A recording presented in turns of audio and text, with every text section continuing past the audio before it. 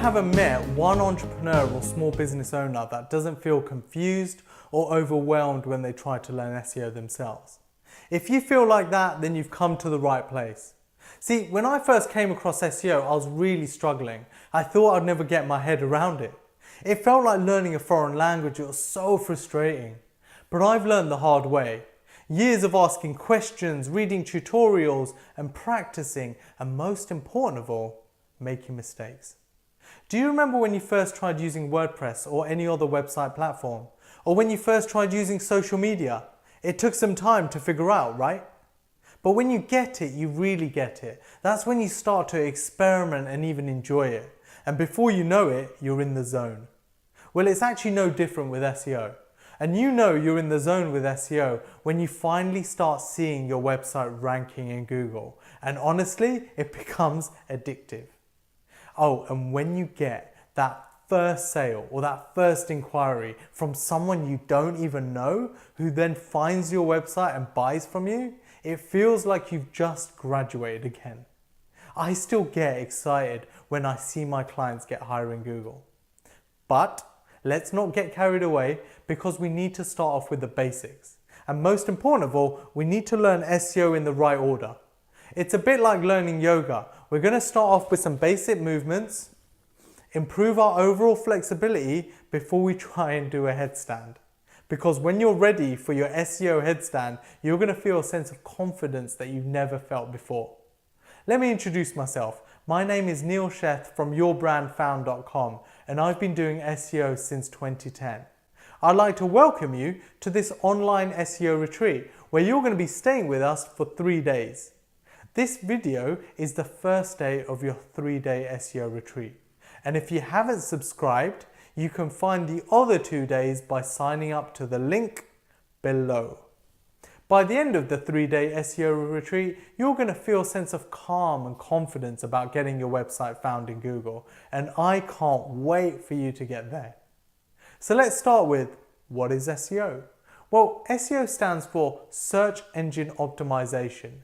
It helps to get your website to the top of search engines when someone is searching for products, services, or information related to your business. I tend to focus on Google because the majority of people who are looking for something online will Google it.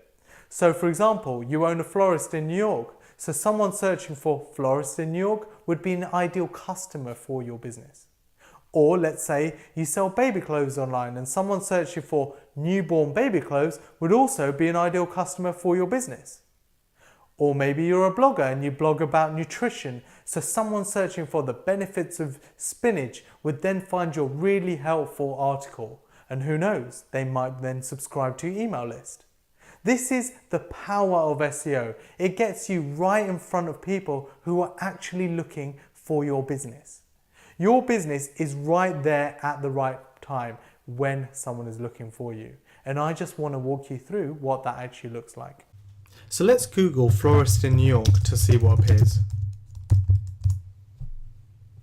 As you can see, the top results are Google Ads. So we can see this mark, ad, ad, ad, and ad. So these businesses are paying to be here. They pay on a per click basis. So every time someone clicks on one of these links like this, that business is paying for that.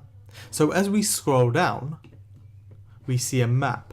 And this is where doing SEO to your website can help you to get your business here. And you will find that the map only appears where someone is looking for a product or service that is very location specific.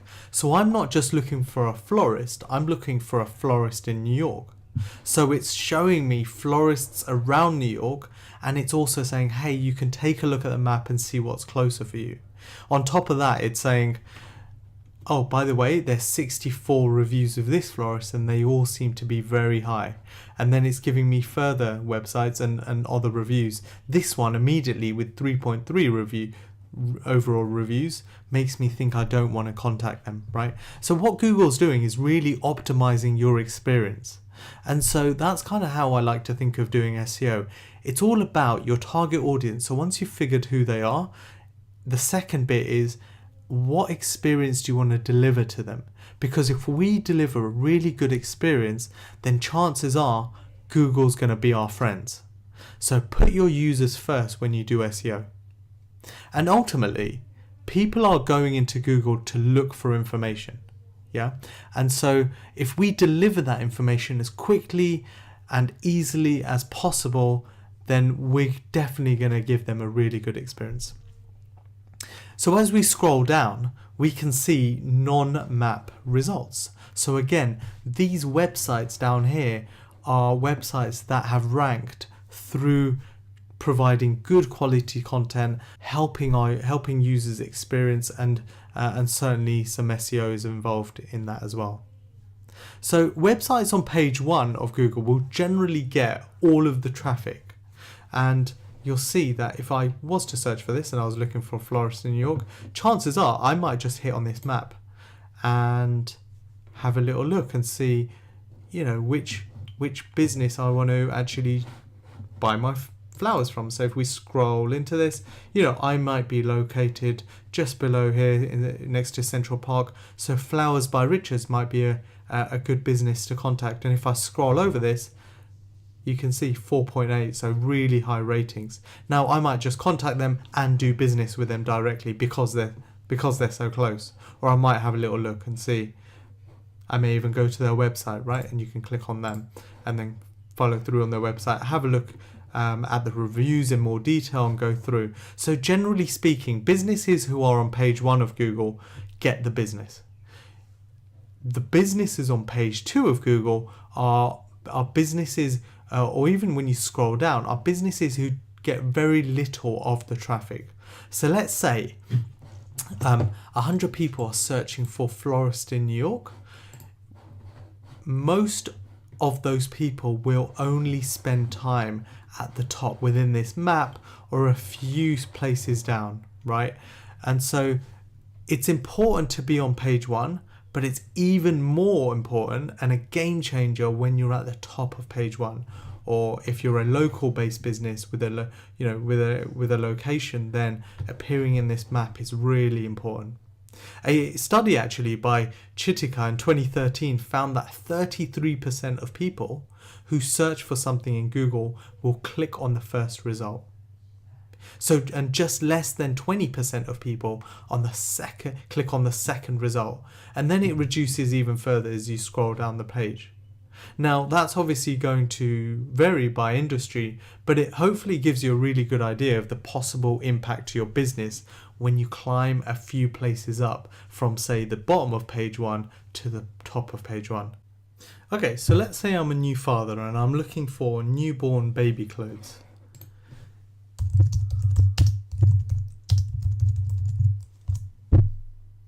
So again, we can see that Google has given us some ads right at the top. So we're looking at this mark here, ad. And so these businesses again are paying to be here, right?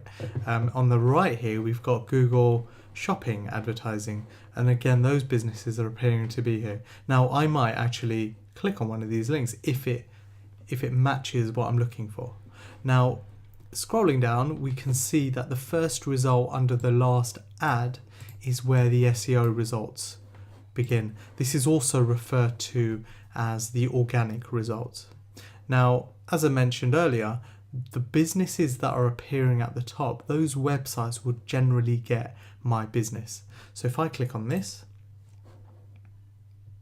you can see that this page is highly relevant. So let me just explain that. So my search term was newborn baby clothes. I didn't say whether it was a girl or a boy. I also didn't say whether it was a sleep suit, a bodysuit I was looking for, maybe some footwear. I didn't say whether it was a dress. So the page it sent me to is perfect because like from here I can choose whether it's a boy. I can then select even further. I could say it's a new baby, 7.5 pounds.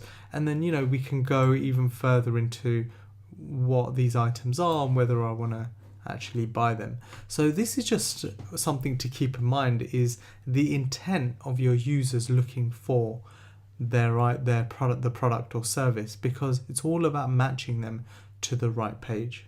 Yeah. So if we go back to Google, we can then see some of the other results. So we've got Asda just over here in their George range. And again, it's a great page because it's saying, look, girls bodysuits, boys bodysuits, girls sleep suits, boys sleep suits. And it's just giving me a category page where I can then make some choices and then dive even deeper. So let's say I'm looking for a dress, we can then dive deeper and actually look at the items, right? It doesn't take many clicks to get into what I'm looking for. So that's what this is all about. It's all about figuring out not only who your target audience are, but also what they're looking for and the intent. And if we understand the intent behind the search that they enter, then we can match them up to the right page on our website. Because the last thing you want to do is send them to a page that doesn't actually match what they're looking for. So let's just say, for example, I searched for girls' baby clothes. And in this result, right at the top, I'm going to click on one of the SEO or organic results. And let's say, for argument's sake, this page that we came to was actually about boys. Now that obviously doesn't match what I'm looking for. So it's really key is to figure out the intent of your users when they're using Google. Okay, so our last example is we're looking for information. We're not necessarily looking for a product or a service. We just want to know a bit more information about something. So let's say I'm looking for the benefits of spinach. And let's see what we find. Now, first things first is you'll notice that there are no ads on this page. And the reason is because we're looking for information. We're not necessarily looking to buy anything like a product or a service. So if a company was to advertise here, it might end up being an expensive advert because they're not going to be getting any return on their investment. Yeah. So these results on this page are all the SEO or organic results. Now, you may not have seen this box before, but this is ultimately Google saying, hey, this website is highly relevant for what you're looking for, and we're going to place it right at the top with a little box around it to encourage you to click on it. If you ever get this for one of your blog posts or one of your pages that you create around a specific topic, then it's gold, right? And it's not something we can control, 100%, because ultimately with SEO, it's in Google's hands, but there are things we can do to encourage Google to place a bit more authority around our pages and posts. Now, let's just click on this to have a look. So I'm looking for the benefits of spinach, and hey, there's this website right here. So looking at this page, we've got a title, what is spinach good for? Nice little introduction. It then gives us the health benefits of spinach, some nutrition facts, even some studies done around spinach. And you know what? Even a recipe, cream spinach, right? With a little procedures to help you make it, and then some fun facts. And then on the back of it, we've got a health book that we could read by signing up or purchasing from them. So this page is highly relevant for what we're looking for. It's very informative, very nicely put together and simply designed. The second thing is, at the end, most importantly, it has a nice call to action. It's saying, do you want to pre-order your copy of Fat for Fuel and claim your free gift now? So it's also giving us a call to action to buy from them. So here's the thing, there are bloggers, and this is to all you bloggers out there that might be watching this video. You're spending a lot of time creating highly relevant and high quality content that feels authentic to you, right? Now, by doing SEO and keeping SEO in mind and incorporating that into your marketing strategy, it's now helping you to get those blog posts out there to people who actually want to look for it and need that information.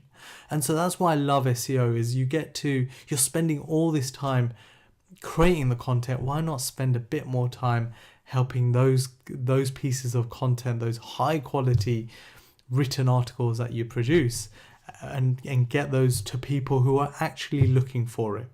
Because this would have taken some time to put together, And now Google has placed a huge amount of authority in saying this is a great page for you to go see.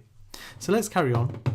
Let's just scroll down. You can also see that people also ask this box here. Google's giving us some quick information and then saying you can read more here. And again, it's difficult to control this because, you know, ultimately Google's the one that's putting this together, but it's using information out there and it's saying, you know what, this blog post answers this question really well. So if we carry on, we can, you know, there's loads of questions and it's just improving our user experience. Maybe this is enough to actually answer our question, but usually what you'll find is this is enough to entice us to then click on this website, right? And so what is spinach good for? Spinach is an excellent source of vitamin K, vitamin A, etc., etc. And then we can go to this website. So let's click on that. And there's a lot of detail on this website. You could see that without even scrolling. I have to admit, I'm not massively attracted to the website, but I think it's made, or it looks like it's been made in history. Quite so many years ago, you would have found sites designed in this way. But I have to say, you know what? The information is incredibly detailed. Like, I don't need to read this to know. If you really want a detailed answer, then you have to come here.